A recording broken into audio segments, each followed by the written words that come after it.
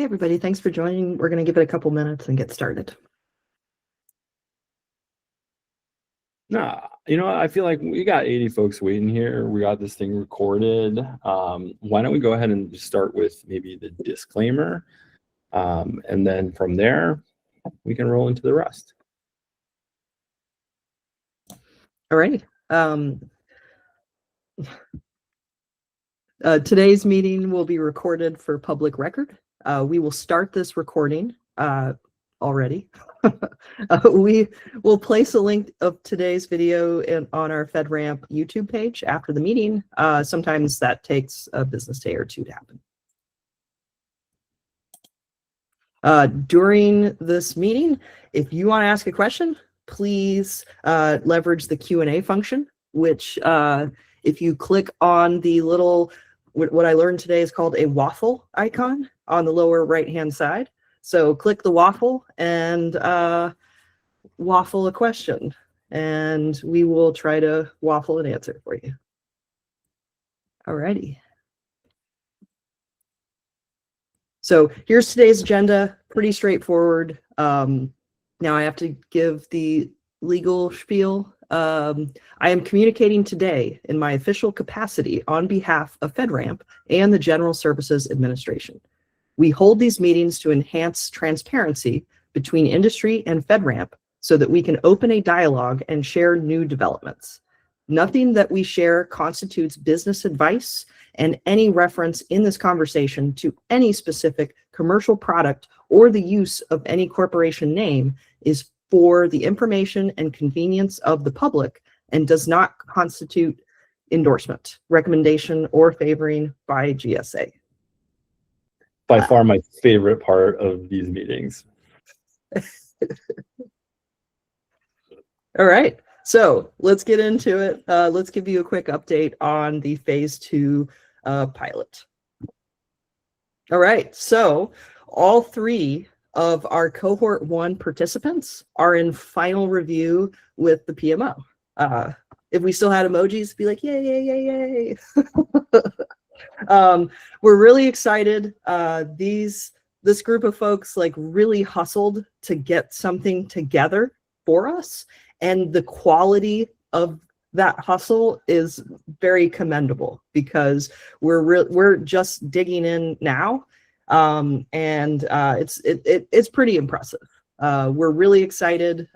Pretty soon we're going to start some collaborative reviews and kind of finish off the review and assessment process. For our cohort 2 folks, most of them are kind of in the assessment phase, building out their packages, working with their 3 PALs. We still have 3 in collaborative workshops, and these workshops we have been front loading so folks have opportunities to ask questions. We can collaborate on approach and how they're looking at meeting various KSIs. We're learning a ton. They're learning a ton. It's been just like basically a big nerd out on KSIs, and we're learning so much. We're going to have lessons learned teed up in future events, but just kind of like as a teaser, something, we've talked about executive support and how do you show that for the security team. And, there's been a multitude of ways, but kind of one of the most creative ways we saw is incredibly simple. And that's that the executives have to take the same cyber awareness training or training that everybody else does, right? They're not above the security training. So that was just a really, really interesting, like, whoa, that does actually show support. That's a super meaningful thing too, right? There's no requirement anywhere that's like, oh, you can do all this. It's just like, are you taking training? And I think everyone has been part of has had an executive that was like, I don't have time for that. So if your executives are actually taking it, then of course this shows that they're actually invested in security. They're like walking the walk. I love that as an example. Yeah, it was just very interesting, very different, and very cool. And we have the links here for the participants if you want to see the participant list on our site. And there's also links for their pitch sessions and walkthroughs, which was very, very interesting. All right, so just kind of some preliminary stats, like nothing too hardcore here, is the number one service offering that's, as far as like, the cloud service providers that are participating in phase 2, that is probably not a surprise, GRC tools. And then in terms of the top 3 POW that is assessing those participants, that's a tie between Coalfire and Fortran.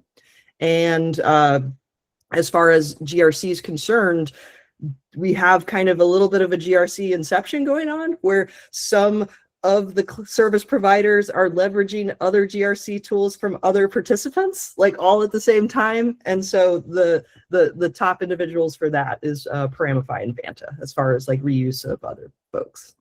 And both of those are also going through the pilot at the same time. So those poor people not only have to do their own system security plan and their own 20x implementation, they're also trying to like build features for others. It's pretty impressive.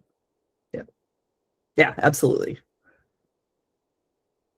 Okay, so pilot next steps. All right, so this is kind of, just a little bit of a high level what we have on the roadmap, which, by the way, really big button on the FedRAMP website next to FedRAMP Marketplace is our roadmap. It's continuously updated, so you totally have access to view it, and you can see this stuff and see as things change, or as we have to adjust when things like, like shutdowns happen. So, all right, so we finished phase 1. We're in phase 2 right now, which we're going through that kind of, mostly geared towards moderate pilot, although depending on the level of maturity we see in the package, we may, some folks may come away with a low instead of a moderate, so that's kind of TBD. But we're in the middle of that. We have the FRMR docs, like total revamp, and we'll talk about that next. Working on agency docs, AI pilot adoption with agencies, really kind of, getting started with agencies. Next, what we're going to be working on next, and this is fiscal year 26 Q3, Q4, which, a reminder, government fiscal year is not aligned with calendar year, so, adjust appropriately. And so that phase 3, we have kind of tagged to that, putting out those final 20x low and moderate, processes and rules, agency reuse playbook, and then kind of beyond is where we have kind of earmarked further out, talking about, high, but also new end of life for Rev 5 for new packages, like brand new packages, not, end of life Rev 5 entirely, at least not at that point. All right. So docs update, I'm going to go ahead and pass it off to Pete, so he can show us all the pretty cool things that have been going on with the docs. Wait.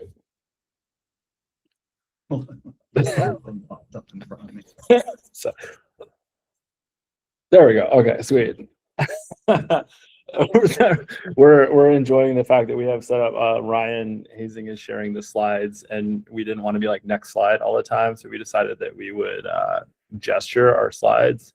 But unfortunately, it is a fake gesture because a human is actually doing it, which is like, there's a fantastic metaphor there for everything that's happening right now in the world with AI, I think. So documentation, if you haven't checked it out, you should absolutely check out our machine-readable docs. The underlying theory, this started in June of last year. There was an executive order that mandated, actually an amendment to a previous executive order that mandated that OMB and CISA and NIST collaborate on a pilot for machine-readable cybersecurity rules. And we felt we've been doing a lot of pushing on machine-readable materials and documentation that was both machine-readable and human-readable, that we would take on just starting that ourselves so we could see what that would look like and experiment with. We started out with one policy written as kind of code in JSON. And from there, we started adding more policies, and we started adding more features and like metadata and things like that. We took some out. We've been going through this in the alpha stage. We recently did a massive overhaul of this in a beta release, where learning from everything that we've been testing, we realized we had made a lot of mistakes, which are predictable.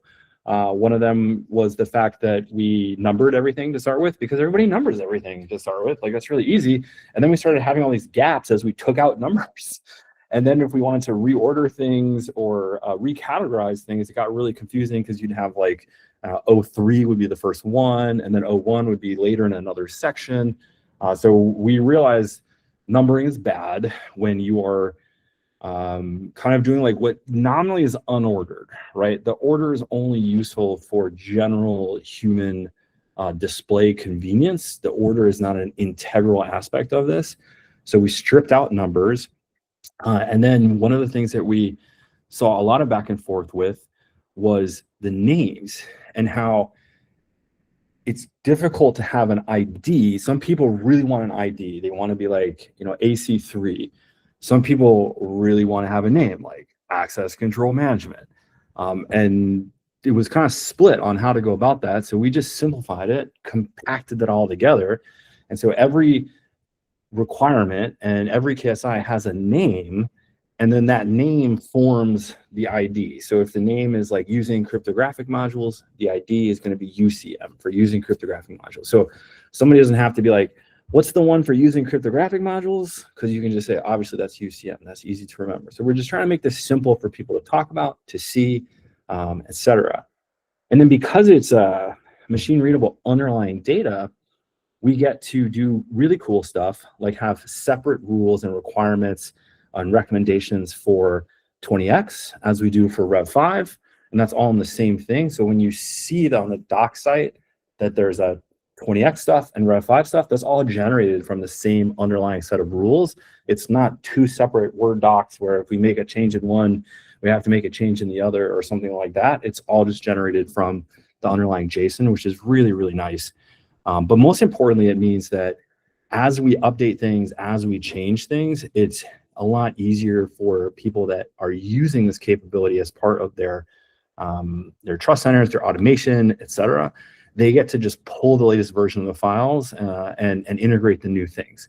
So you don't have a situation like the olden days where maybe we might release an updated, like, I mean, what a nightmare that is, right? Like, we release an updated wording for a control implementation, and you have to go and put that in all of your Word docs. Like, that's the copy and paste, like no good.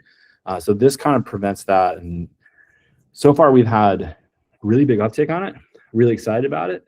It's also forced us to make our documentation like a lot more structured, our rules and requirements. That's why you've seen that.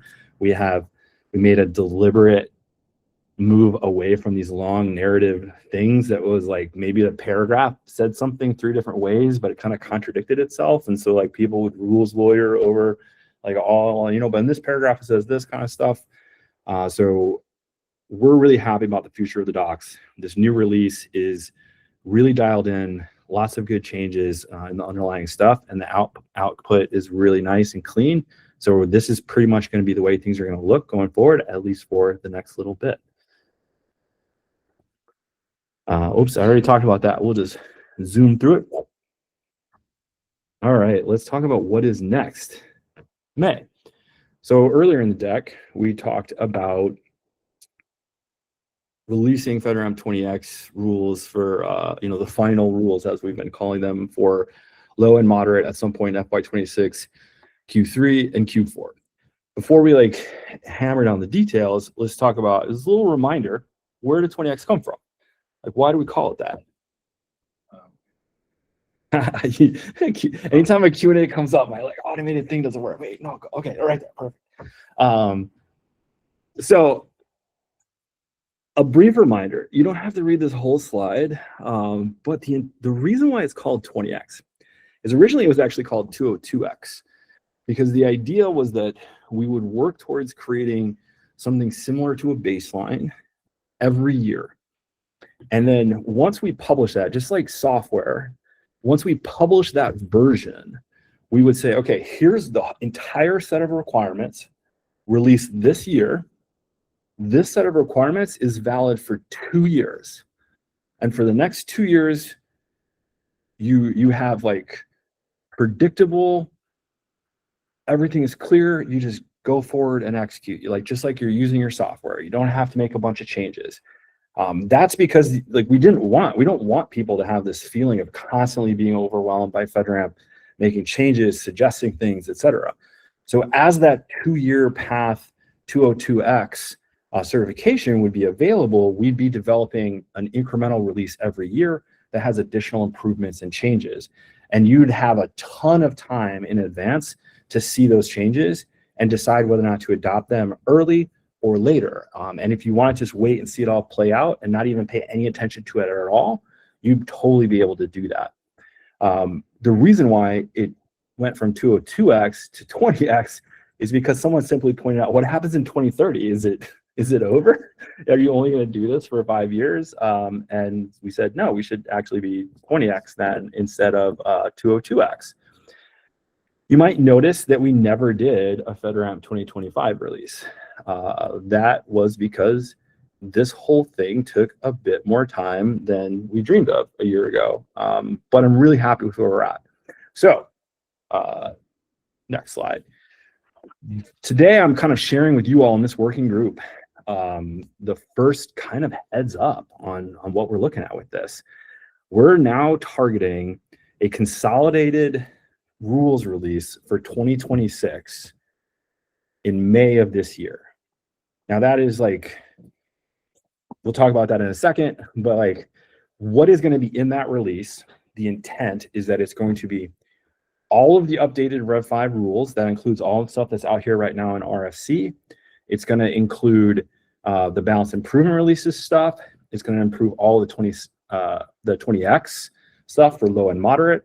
And it's going to be this consistent plan that will be released.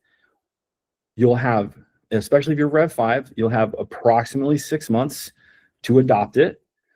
At the end of 2026, those requirements will be the mandatory enforced requirements. Everyone has to meet them. Again, for Rev 5, there will be optional stuff. There will be staggered windows within this range, so some things won't take effect until later, but you will know when we release the Consolidated Rules 2026, you will know for the next 2.5 years what your life generally looks like.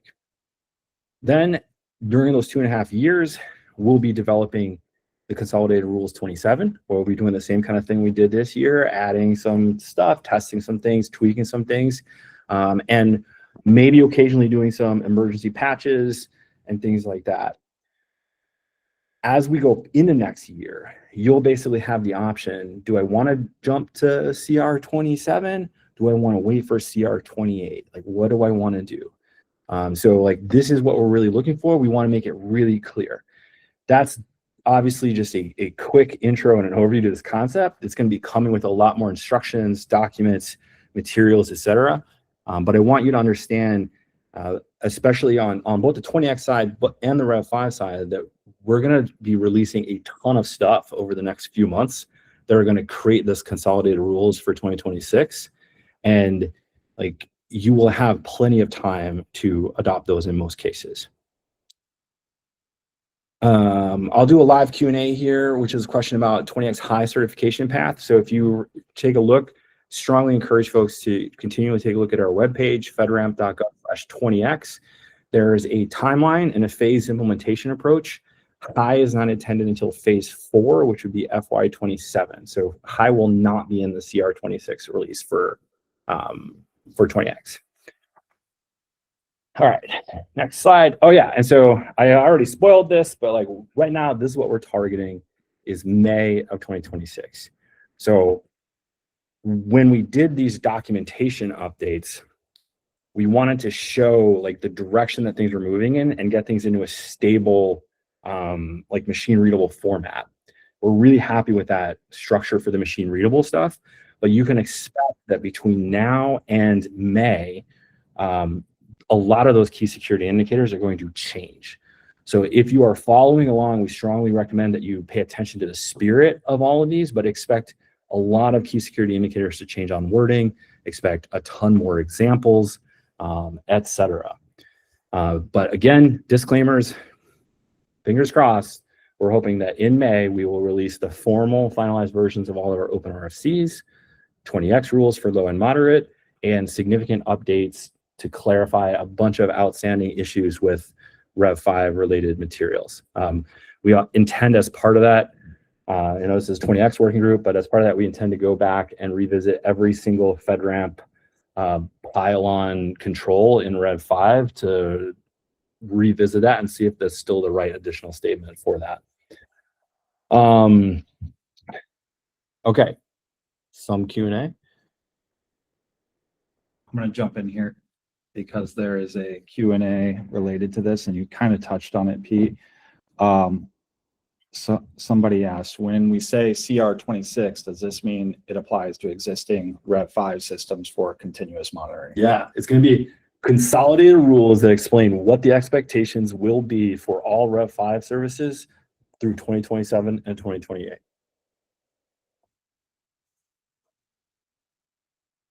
As well as 20X, just to be clear.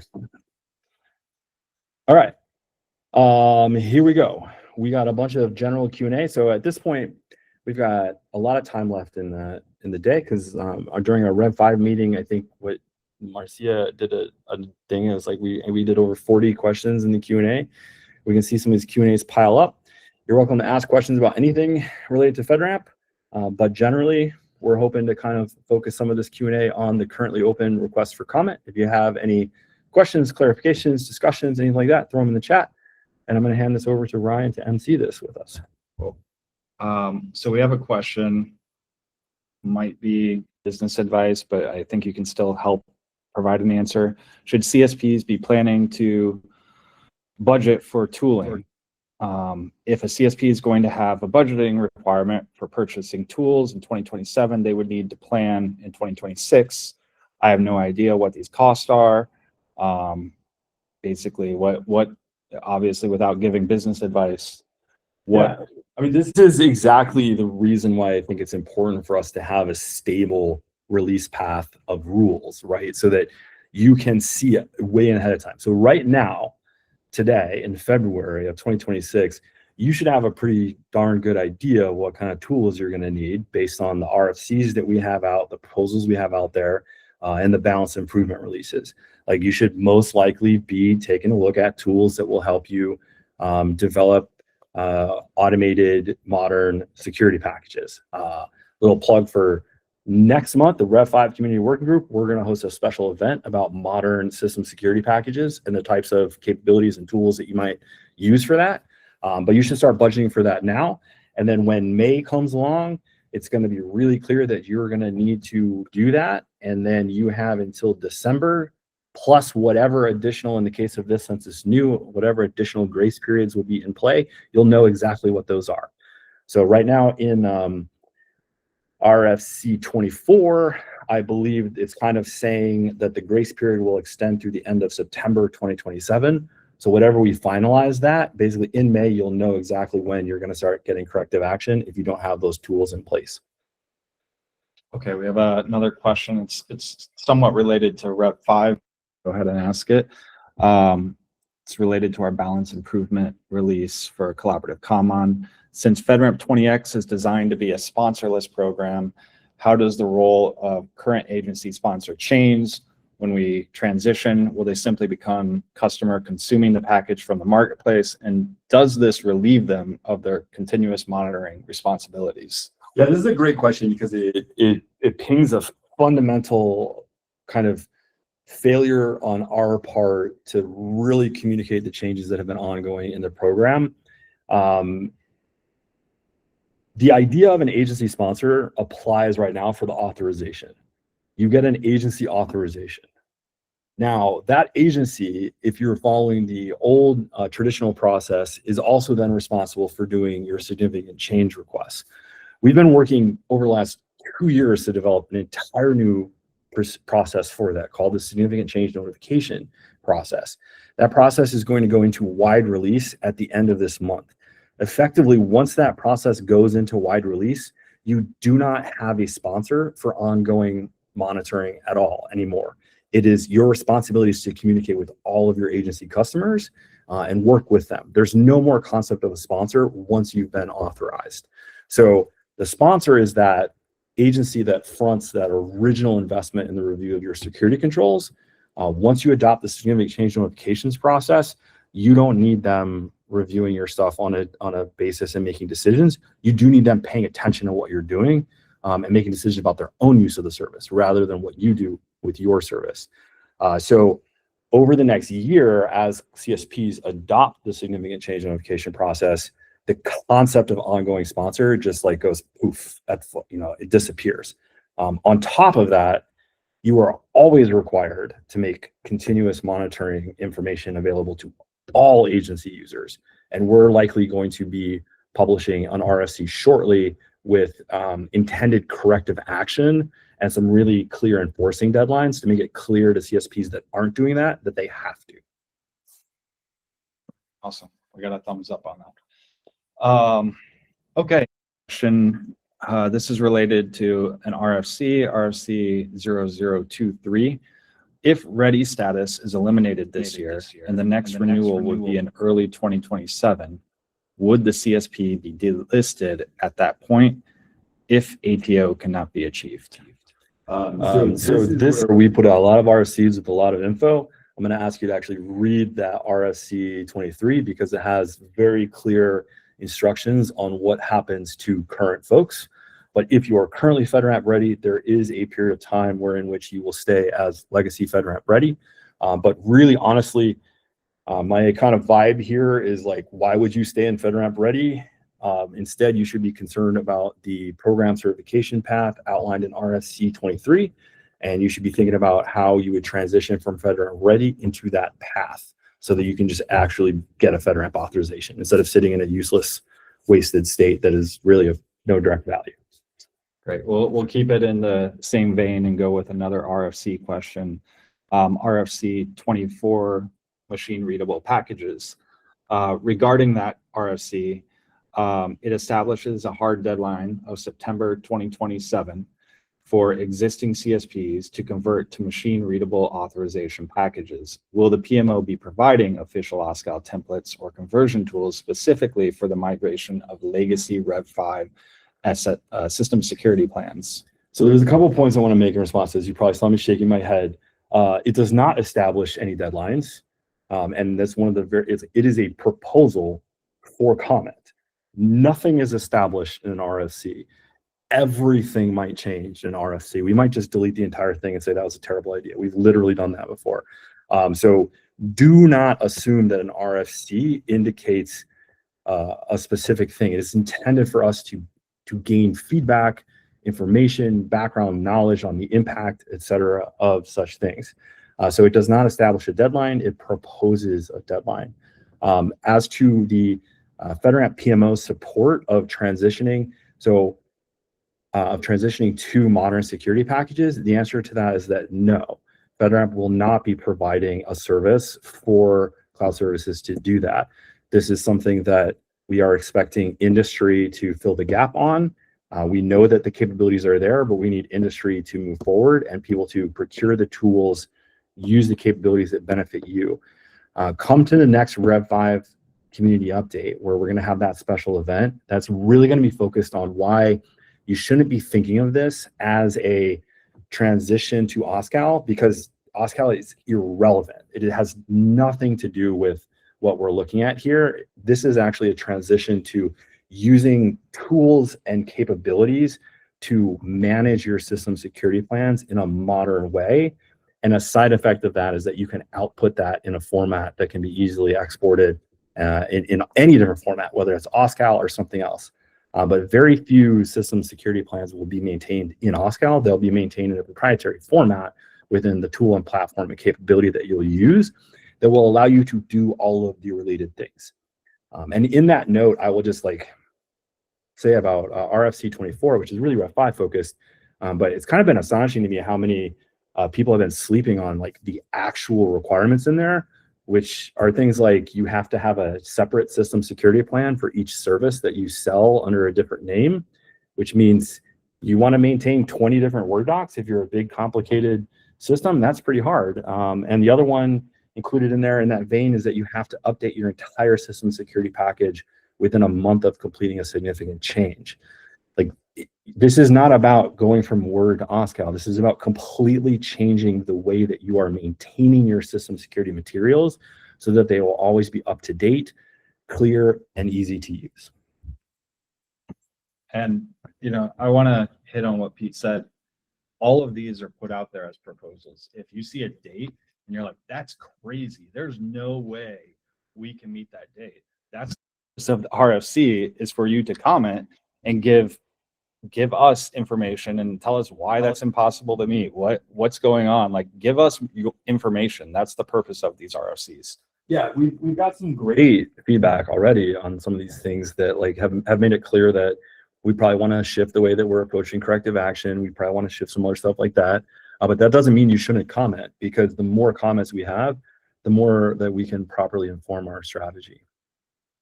I'm going to shift away to RFCs for this next one and talk about the significant change notification BIR, specifically as it pertains to Rev 5 systems. We have two questions related to that, so I'm going to roll them together. The first is what's been the engagement with agencies on the fact that they will no longer be approving significant changes. In conversations with our current agency sponsors, they believe they have to allow the CSO to participate. And then following on that,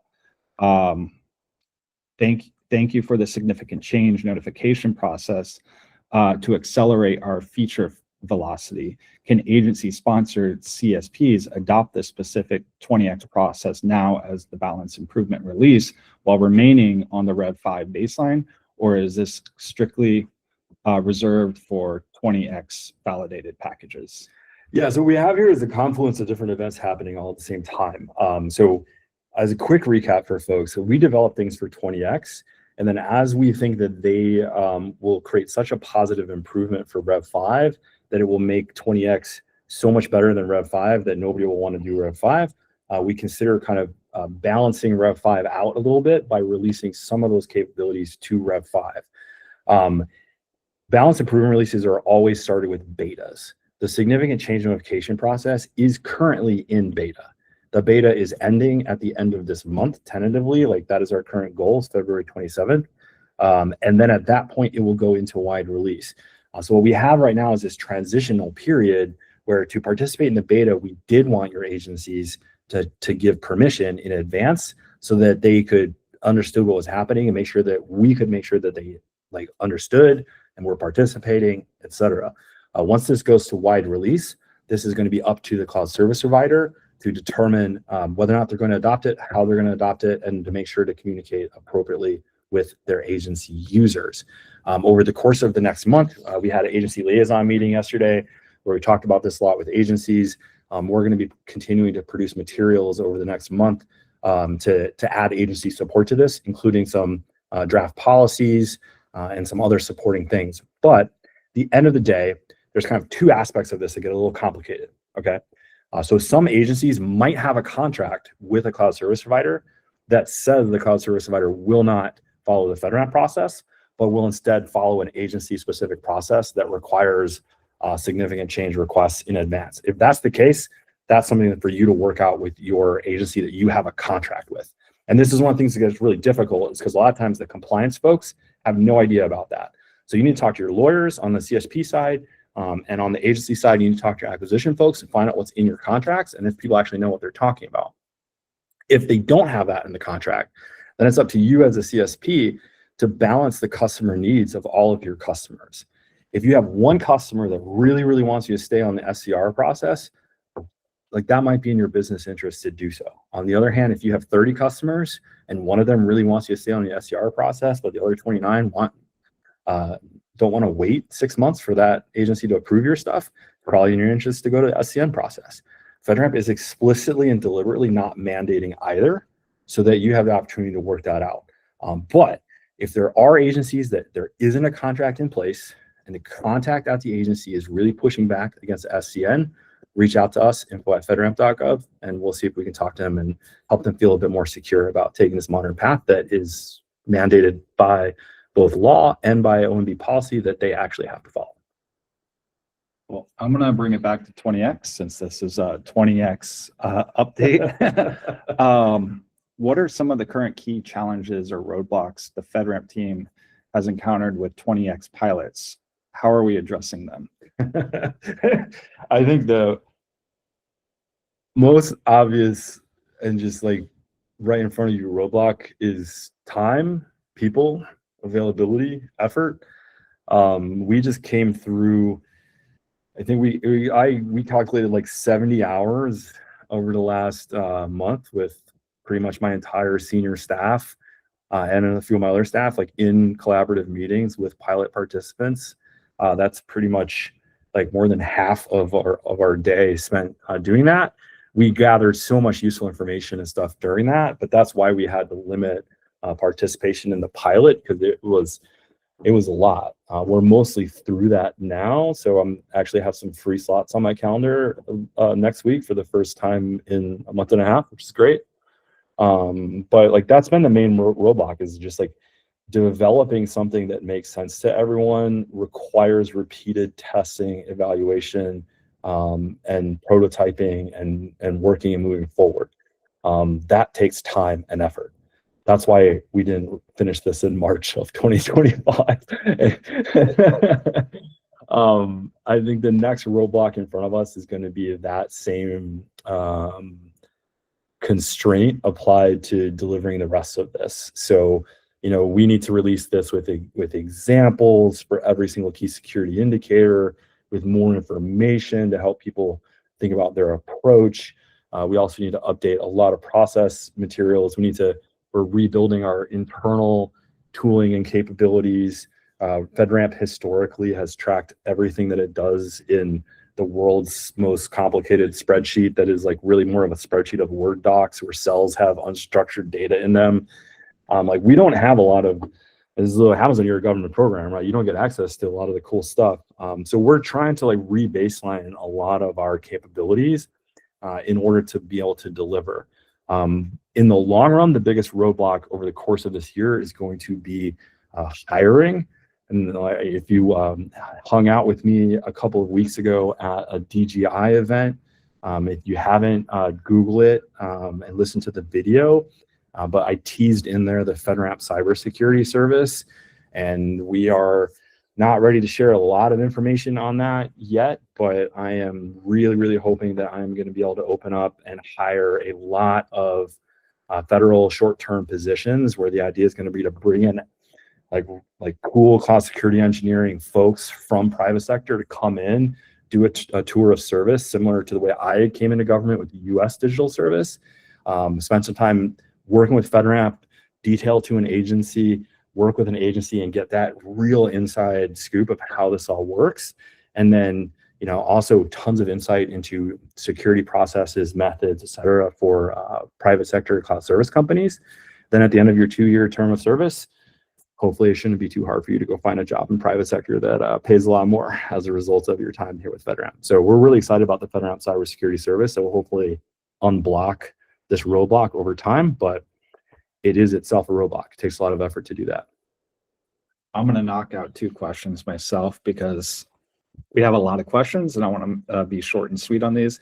If we were part of the SCM beta, do we need to fill out the form to continue to use it? Short answer, no. But if you want to fill it out, our esteemed colleague, Paul Agosto knows all the systems. Yeah, I think so. If you're Rev 5, like pay attention to the Rev 5 community update, ask that. I think that we still want to know, there's still a form there that we'll want to know that you're going to switch over so we can track it. So just like just follow the rules. When we release it, there will be some rules, follow those.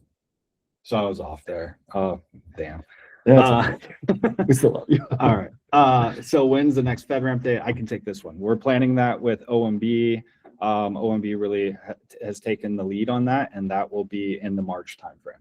For folks that don't know, FedRAMP Day is a government-wide meeting of a bunch of FedRAMP liaisons, executives, et cetera. We've done 2 of these. The last one was unfortunately kind of by the government shutdown, but we're looking to do this one in March, and we're expecting maybe this time we're going to have a lot of CIOs and CISOs from across government too for some executive stuff. It's going to be really fun. And at some point, we're hoping to do something like that with industry too. We'll see how that goes. Okay. Let's see. And for folks who are asking questions, I just ask that you read through, and there's a little thumbs up icon next to questions you like. If you can use that, that will help me kind of figure out which ones are most important to y'all. But I'm going to jump onto this one. We heard in a conversation with consultants that some agencies may not approve of the 20X program. Will there be plans to mandate agencies and to recognize 20X? This kind of fits into the whole FedRAMP Day and the work we're doing with agencies. Yeah, I think so. Like, first of all, your consultants, like, kind of, there's a little bit of a vested interest here in people pushing Rev 5 because it's what they know, it's what they like. And also 20X is being built. Like, my response to this generally is that 20X is a path that effectively is mandated by law for agencies. And at the same time, it's not a punitive path. It's one that actually makes their life so much easier, but it is still in pilot. So anyone that is like, well, agencies aren't ready for it, is like, yeah, no, duh. Who wants to adopt something that's still in pilot? And like, so our work over the course of the next year is to bring agencies along with us. But our very clear signals are that if you talk to anyone at any agency that is actually an executive with any decision-making capability or tied to that, they hate the current process. They want something easier and better. And that should be all you need to know to understand that 20X is going to go gangbusters when it becomes a formal thing where you can look at a chart of someone's activity over the past year and how it maps to a thing is so much better than a narrative they wrote last year that describes what they're going to do. Like this, it's a no-brainer. It's easier, it's quicker, it's more efficient. I'm not worried at all about 20X adoption. I'm actually worried about kind of the opposite, which is how we're going to deal with all the Rev 5 cloud service providers that want to just not do anything different and are frustrated with the fact that agencies are saying, or they're not going to use them because they're still on Rev 5, which I think is a realistic thing that's going to happen in a couple of years if we're successful. Awesome. Let's keep it over here with 20X. So I'd like to know more about the FedRAMP 20X high path. There is scattered discussion on this, but I'd like to understand this better. Based on the schedule, it seems that 20X high pilot is right up against the Rev 5 phase-out wall, which feels tight. Yeah, so it's really, there's a couple of things to think about here, which is that, first of all, the phase-out wall might not phase out high. So like that's not a big deal. But more importantly, high is not super important for us right now. High is a very small amount of the marketplace. And right now, there's recently over the last couple of years, there's been a little bit of an unfortunate push into high by services that should not be investing in high. And there's a lot of misunderstandings about high. This is something that, like, if you are operating a high impact service, that means you are accepting responsibility for potential loss of life, of people being killed as a result of a problem with your service. It's not something that should be casual. It's not something that people should just be dropping out there for fun. High is a big deal. We want to make sure that when we bring it to 20X, it's going to look a lot different than low and moderate, because we need to have that same signal of information that allows an AO who is literally like putting the reputation, the risk, and the intensity of an entire government program onto a cloud service in a way that if there's a problem with that cloud service, that government program could be catastrophically impacted and people could be seriously harmed, hurt, killed, money, billions of dollars could be lost. Like, it's a big deal. So we're not going to mess around with high and try to just do it really quick. We're going to take our time with it. We're going to do it really effectively. And we're going to make sure that it looks good and it works good and it meets that need. So when we talk about getting rid of closing out Rev 5 stuff, I think it's like really fair to understand that we will never block a path without having another path available to it. So if it takes us a lot longer to develop high than we currently see, maybe there's a possibility here where we never develop 20X high and we just say, all right, you're just going to do Rev 5 for high with like these extra balance improvements on top of it. Like we got to see where that's at. But high is just not important to us right now. We're focused on the 80+% of the market that is using moderate and low. Let's see. So we have a question. Would CSPs have a realistic chance to get 20X L3? So I believe that's 20X level 3 validated status this year if they start to work now based on the available information? I think the answer to that is absolutely yes. You can take a look at what's happening in our pilots to kind of see that, right? We're phase 2, we released sort of updated KSIs as recently as January, and some other ones a little bit before that. And generally, folks are turning around good, meaningful packages in 2 months for some of them. Now, these are folks that have like engineering teams. It's not like one compliance guy in the corner filling out a spreadsheet. It's an engineering team building metrics and measures. It also is going to depend a lot on the complexity of your service. So almost all of our pilot participants are really, really cloud native. I think we've got maybe 2 out of the 13 are using virtual machines. Everyone else is using containers, for example, and like native container services. So it depends a ton on the complexity of your environment. But if you have a cloud native environment that is really well architected and you have good security in place, I don't think it's going to be any problem for you to get a 20x moderate equivalent or a class 3 or something like that within 6 months of release. Not at all. And remember, once you submit to FedRAMP, we're turning these around in 30 days. Totally. This is a little bit of a heady question, but I'm going to ask it. I noticed that in the vulnerability detection and response standard, compliance scanning and hardening is not emphasized, as these are not vulnerabilities. How will hardening and compliance scanning requirements with regards to COMMON evolve? This is actually a little bit of a misunderstanding that I think we should talk about a bit, which is that FedRAMP uses these definitions, and these definitions are really important because they tell you what FedRAMP is talking about.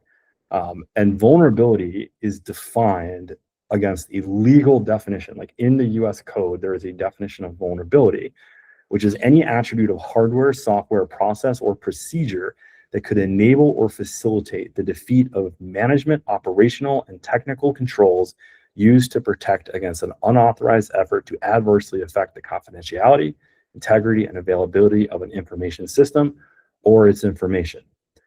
This includes gaps in controls and key security indicators, software vulnerabilities, misconfigurations, exposures, weak credentials, insecure services, and other such potential weaknesses in protection, both intentional and unintentional.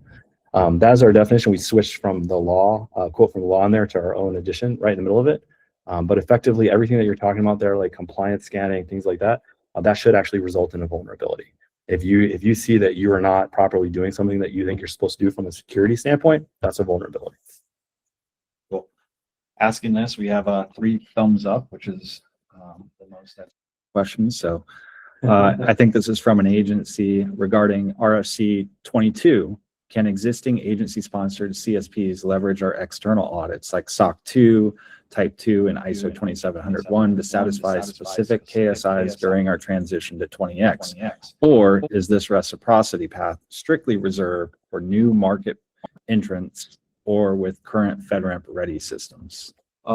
So I will just immediately say that I'm triggered by the use of the word reciprocity. Just to be clear, reciprocity implies that we just accept it as is. FedRAMP is not granting reciprocity with any external framework. We're helping you leverage that work in order to meet new work. If you're currently Rev 5 and you're actually like legitimately authorized, then you should just kind of chill out a little bit on 20X for now. We're focusing 20X on new entrants. And so we don't have a transition path for Rev 5 to 20X if you're authorized. If you're not authorized Rev 5, but you've been working on a Rev 5 program, which fun fact, like half of the people in our pilot, I think, were working on Rev 5 before they switched to 20X. If that's the case, then you can absolutely come in using the leveraging external frameworks process, depending on if we do that, which again, it's really important to say right now, based on the current feedback, the indication from the public is that this would be a waste of FedRAMP's time because there's a lot of concerns about it and not really much support for it. Same thing for program certifications. So like, assuming that turns around a bit and we get, it's worth doing, the goal there would be that's how you would start your 20X journey, would be by bringing in your external certification and leveraging that to kickstart some key stuff and get you that pilot validation at level 1. All right, Pete, I'm going to ask you not to be so verbacious with your answers. What? We got What? 10 minutes left here and a lot of questions to get through. Who's got time for fast talk? All right. So with what you had said about 20x FedRAMP High, would you still recommend Rev 5 High packages implementing and being part of the betas? I believe they're talking about the balance. Oh, yeah, improvement. yeah. 100%. For balance improvement releases, hell yeah. The balance improvement releases are designed so that they can apply at any impact level. That is very different from like a ground up, entirely new authorization assessment. Cool. We have a question related to GRC capabilities. Will GRC capabilities be defined, i.e. specific examples, outcomes, etc.? It may be difficult to shop for tooling or develop tooling without examples. I'm honestly struggling to understand that question. Yeah. Yeah. Our requirements are defined, and the tools need to meet our requirements. Yeah. I mean, it's like, so where we're at with 20x, I think maybe we'll take a step back and just quickly say the intent of 20x is that we will be authorizing and encouraging tools and capabilities that will help other cloud service providers. So this isn't like they will be lowering ladders for everyone else. That's why we prioritize GRC tools, et cetera. So basically, if you're not able to do your own engineering work, to build your own trust centers, metrics, reporting capabilities, and all that kind of stuff, totally cool, stand by, wait for the hyperscalers to provide that, wait for third-party independent services to provide that, et cetera. Over the course of the next few months, you should expect plenty of those to be available in the market, and certainly over the next couple of years. This is absolutely tied in with this question. How is FedRAMP or agencies going to support multiple machine-readable formats? I mean, one of the ways we're doing that is having GRCs come through 20x, so that those services. But also, like, this is where I just gotta say, like that doesn't matter. Like, that is something that people are really hyper focused on, as this like, well, there needs to be a landing place for agencies first. No, it's totally fine. Agencies do a bunch of manual stuff right now. It's all they've done for the last 15 years. Agencies can keep doing manual stuff for the next year or two while we align things and get them into a place where they have access to tools that can help do it for them. So this is really about creating that environment where they can get access to the tools in order to do it. But in the short term, like, there's no point. This is like related to RFC 24. One of the things I've talked about in the past is that it's actually a waste of government money for agencies to buy tools and capabilities to import machine-readable packages from cloud service providers when there's one package that they can actually use that tool with. Like, that makes no sense. We need that stuff to be available so that they have an incentive and a desire, and they're not wasting money paying for something that doesn't provide them any value. We don't want the government doing that. Cool. This is related to the minimum scope assessment. When can Rev 5 CSPs run their environment using the FedRAMP new definition of federal customer data versus the more gray definition of federal information? Anytime. You got to switch. The minimum assessment scope is wide release now as of I think January. You need to switch up your boundary approach in order to match it. Take your package, show how you're doing that, get an assessment to make sure that that aligns, and you're good to go. I think I would advise, if you're currently a Rev 5 authorized package, you should probably do that as part of your annual assessment. Pete's gonna hate me for asking this one, but it's got 4 thumbs up. Has FedRAMP 20x considered the effects of DFARS 252.204-7012895678 CMMC, FedRAMP moderate equivalency? Yeah. So there's a couple points here. Like, have we considered it? Yes. Does it matter? No. And the reason why it doesn't matter is that FedRAMP in the law is only for services used by agencies. That CMMC, that DFARS thing, that is explicitly applies to DoD, defense industrial based companies that provide cloud services that they will use themselves. It has nothing to do with services that will be used by agencies. FedRAMP is not allowed to consider that use case. It is really unfortunate that the FedRAMP baseline is applied in that way, because it made sense at the time. We've had lots of conversations with DoD about this. It made sense at the time because the new law wasn't out, the new memo wasn't out. But moving forward, that is, like, FedRAMP is entirely focused on cloud services used by agencies. That is where we're at. It is up to DoD to sort out DoD problems with the defense industrial base, man, not FedRAMPs. This should be a quick one. Will the optional balance improvement release plans become mandatory requirements once the beta period ends? At this time, I don't think any of the optional ones will be mandatory anytime soon. I think that there's a good chance that we will start pushing at some point for the vulnerability detection and response to be mandatory, because the current stuff is pretty bad. And it's kind of garbage. But our general approach to those balance improvement releases is when there isn't like a massive security problem like there is with the FedRAMP security inbox, or an explicit mandate like there is with the secure configuration guide, previously known as the recommended secure configuration.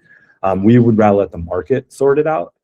So basically, expect, if you're not using the VDR in a year, you're going to have a lot of agencies being like, why are you doing stupid vulnerability scans and not doing proper vulnerability detection and response? I don't think we'll need to mandate it. We'll just let you get yelled at by agencies for not doing good monitoring stuff. Cool. We got another one related to the RFC, and I want to hit on that. RFC 24 is asking us to invest in machine-readable tooling without certainty on the interoperability with agency 3PAO and FedRAMP tooling. All right, so I'll just jump in. So I already answered that earlier, and I'll just say it again. I'm not, the reason why you should invest in proper tooling to maintain your system security package is to maintain your system security package properly, not to provide information to the government. Providing information to the government is an outcome of that, but it's really about maintaining your stuff properly. So again, come to next month's Rev 5 special event, and we'll talk more about what that means. Quite a lot of SCN questions in here. I'll add kind of two together. With the SCN process, agencies have requested a heads up during collaborative COMMON meetings and telling them after as part of SCNs. Does FedRAMP feel this is appropriate? And then let's tie that in with another one that says, can you touch on the response? I swear I did not put this in here.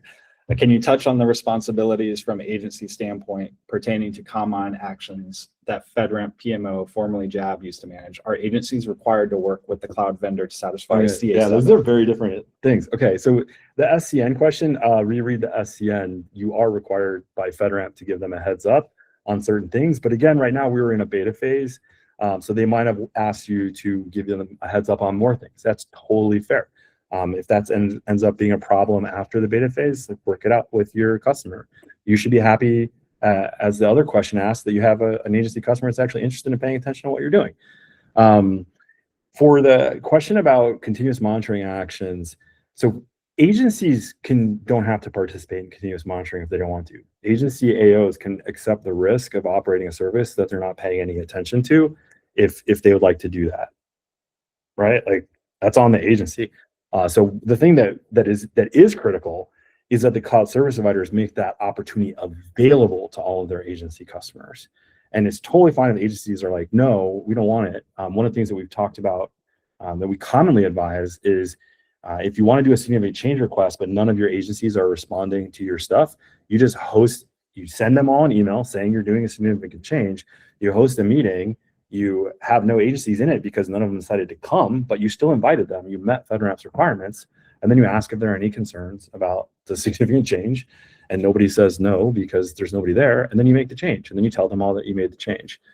So agencies not participating, that's on the agency, not the CSP, but you have to at least make it available to the agencies.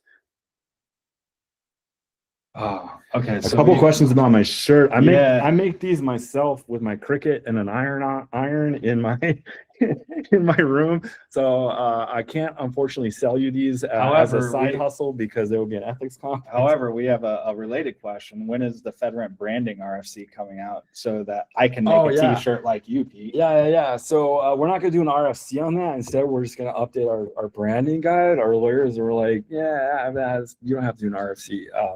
but then updating that branding guide was hard. I think that we have some internal pushback over the idea of allowing strange people on the internet to make FedRAMP gear. And I think that's awesome. We should all be wearing FedRAMP gear.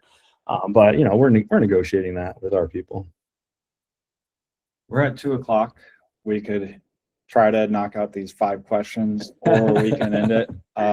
Wait, do I have another meeting that I have to go to?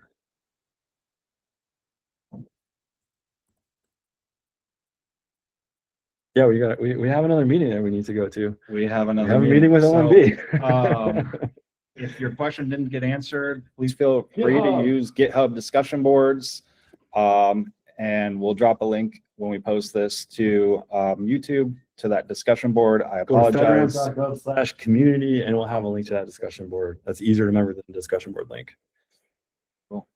All right, everyone. Thank you so much. Thanks for all the questions. Keep them coming. Shoot them off in the GitHub. Like, this has been fantastic having this engagement. We love it, and we'll see you next month with our 20X special event. You'll get to see some demos from some of our phase 2 participants. Also, good call out on turning the emoji back on. I'm glad they were used appropriately today. All right, cheers, everyone.